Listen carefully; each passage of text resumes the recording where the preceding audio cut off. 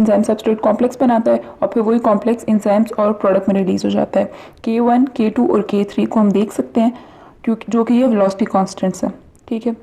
और जो enzyme substrate complex है, यहाँ पे एक नोट करने वाली बात ये है कि वो फॉरवर्ड डायरेक्शन में भी जा सकता है और बैकवर्ड डायरेक्शन में भी जा सकता है। नेक्स्ट की बात कर लेते हैं। एक इक्वेशन यूज होती है जिसको हम बोलते हैं Michaelis Menten constants, Briggs and the Haldane's constant, ठीक है। तो बस ये जो आगे दो इक्वेशंस लिखी हुई हैं ये बिल्कुल याद करने की ज़रूरत नहीं है, बस क्योंकि इनकी डेरिवेशंस बहुत बड़ी हैं। सिंपल हमने इसका समझ लेना है कि क्या है, K M is equal to K2 plus K3 divided by K1 और नीचे वाली इक्वेशन कि V is equal to V maximum by divided by Km into the substrate. एक जगह पे सबस्ट्रेट मल्टीप्लाई में है ऊपर और नीचे देख लें सबस्ट्रेट प्लस में, ठीक है। यहाँ से गलती हो सकती है थोड़ी सी। फिर बात कर लेनी है कि के एम क्या है हमारे पास। के तो कांस्टेंट को रिप्रेजेंट करता है और एम इस साइंटिस्ट का नाम है, माइकलिस मेंटन कांस्टेंट हम इसको बोल देते हैं। अब ये इसने एक्सप्लेन क्या किया हुआ है ना, ये लाइन एक्सप्लेन की हुई है। It indicates that half of the enzyme molecules, that is the 50%, are bound with the substrate molecules when the substrate concentration is equal to the Km value, ठीक है। अब मैं इसकी सिंपल एक बात आप लोगों को एक्सप्लेन कर देती हूँ जो यहाँ तक लास्ट तक लिखी हुई है और साथ ये वाला ग्राफ भी जो लाइन वीवर बर्ग प्लॉट ग्राफ है, ठीक है। तो सिंपल सी बात ये है कि हमने ये बताना है कि हमने पढ़ा कि एंजाइम जो है वो सबस्ट्रेट के साथ रिएक्ट करके एंजाइम सबस्ट्रेट कॉम्प्लेक्स बनाता है और फिर ये प्रोडक्ट में भी कन्वर्ट हो सकता है। ये रिएक्शन रिवर्सिबल होता है, इसको हम K1 कह सकते हैं, K2 और K3 कह देते हैं, ठीक है। ये बात एक्सप्लेन होगी। और फिर हमने याद किया कि K जो होता है हमारे पास K2 K3 बाई K1 की इक्वल, एक ही इक्वेशन याद की। दूसरी हमने याद की कि initial velocity is equal to V maximum divided by Km into the substrate और यहाँ पे प्लस इनटू सबस्ट्रेट। ये बहुत ही गंदी राइटिंग है मेरी, पर काम चल जाएगा। ये तो वो वाली बातें हैं जो हमने याद रखनी है, ठीक है। अब बात क्या है, असल में Km है क्या हमारे पास, हमें पता है। यहाँ पे जो हमने इक्वेशन देखी है ना, वहाँ पे हमने क्या फाइंड किया कि Km किसकी इक्वल है, सबस्ट्रेट की इक्वल, ये डेरिवेशंस निकाल के, ठीक है। तो मतलब Km की वैल्यू हमेशा सबस्ट्रेट के इक्वल होनी चाहिए।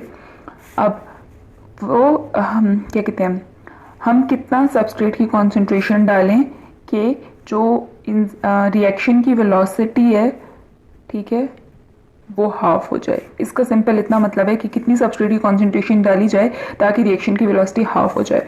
और सिंपल ये बात भी नहीं है कि ये सिर्फ रिएक्शन की वेलोसिटी जो है सिर्फ सबस्ट्रेट की कॉन्सेंट्रेशन पर डिपेंड करती है, ये एक और बात पे भी, एफिनिटी पे भी डिपेंड कर रही होती है, ठीक है। किस तरह से डिपेंड कर रही होती है, अब हमें पता है फॉर एग्जाम्पल एक सेल है, ठीक है, और ये एक दूसरा सेल ड्रॉ कर लेते हैं।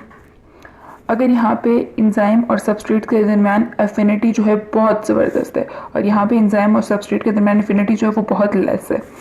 अब जहाँ पे इन दोनों के दरमियान एफिनिटी ज़्यादा है वहाँ पे हम थोड़े से सबस्ट्रेट भी डालेंगे, सबस्ट्रेट की कॉन्सेंट्रेशन बहुत कम भी डालेंगे तो भी काम चल जाएगा।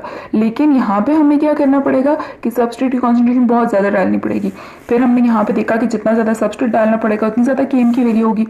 तो यहाँ पे सबस्ट्रेट हमें कम डालना पड़ रहा है तो Km की वैल्यू भी कम होगी क्योंकि इन दोनों के दरमियान एफिनिटी बहुत अच्छी है।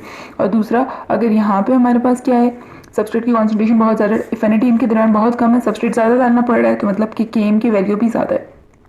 अब एक और बात आ जाती है कि ऑर्डर ऑफ रिएक्शन क्या है, ठीक है। तो सिंपल सी बात है कि हम जब यहाँ पे सबस्ट्रेट डालते हैं, ठीक है, तो इनके दरमियान एफिनिटी इतनी अच्छी है, अगर हम यहाँ पे 10 एंजाइम पड़े हुए हम 10 सबस्ट्रेट डालते हैं तो फॉरन से एक साथ काम कर जाते हैं।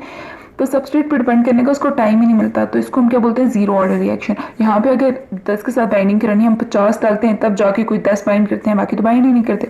तो मतलब ये ज़्यादा सबस्ट्रेट पर डिपेंड कर रहा होता है, तो इसलिए हम इसको कौन सा ऑर्डर ऑफ रिएक्शन देते हैं, क्योंकि सबस्ट्रेट पर डिपेंड करते हैं, इसको हम फर्स्ट ऑर्डर रिएक्शन कह देते हैं, ठीक।